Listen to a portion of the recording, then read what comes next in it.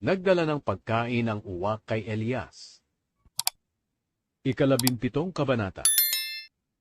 May isang propeta na ang pangalan ay Elias. Nakatira siya sa Tisbe na sakop ng Gilead.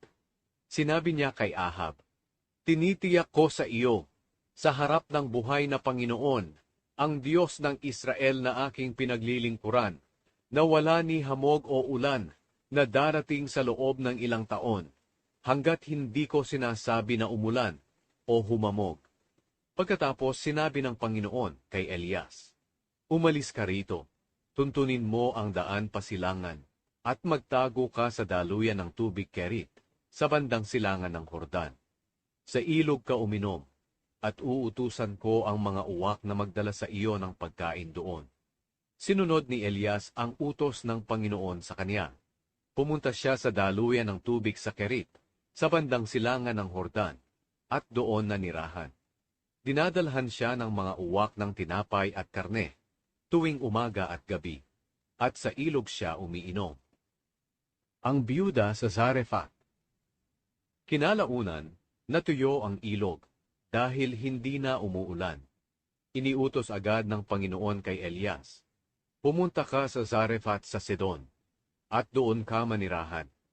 May isang biyuda roon na inutusan kong magpapakain sa iyo." Kaya pumunta si Elias sa Zarephath. Pagdating niya sa pintuan ng bayan, may nakita siyang biyuda na nangangahoy.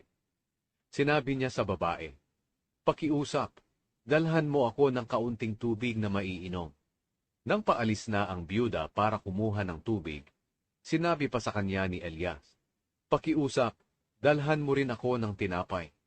Sinabi ng biyuda, "Nagsasabi po ako ng totoo, sa harap ng buhay na Panginoon na inyong Diyos, na wala na akong tinapay.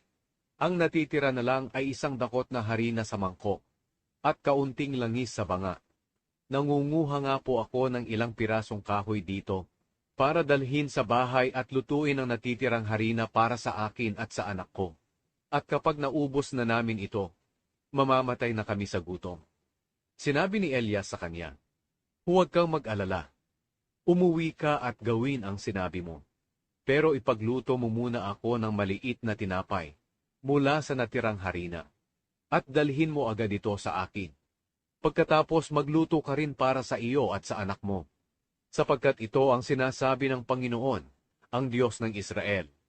Hindi mauubusan ng harina ang iyong mangkok, at hindi mauubusan ng langis ang iyong banga, hanggang sa araw na padalhan ko ng ulan ang lupa." Lumakad ang babae at ginawa niya ang sinabi ni Elias.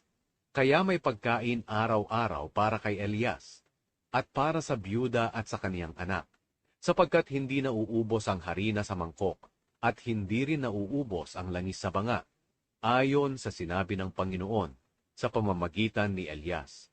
Kinalaunan, nagkasakit ang anak ng babae. Lumala ang sakit nito hanggang sa mamatay. Sinabi ng babae kay Elias, "Ano po ang ikinagalit ninyo sa akin, lingkod ng Diyos? Pumunta po ba kayo rito para patayin ang aking anak bilang parusa sa aking mga kasalanan?" Sumagot si Elias, "Ibigay mo sa akin ang bata." Kinuha ni Elias ang bata sa kanyang ina, at dinala ito sa kwarto sa itaas, kung saan siya nakatira. Inihiga niya ang bata sa kanyang higaan, at nanalangin siya sa Panginoon.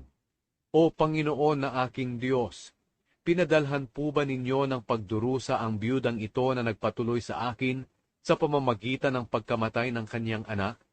Dumapa si Elias ng 3 beses sa bata at tumawag sa Panginoon, "O Panginoon na aking Diyos, buhayin po ninyo ang batang ito." Sinagot ng Panginoon ang panalangin ni Elias, at muling nabuhay ang bata.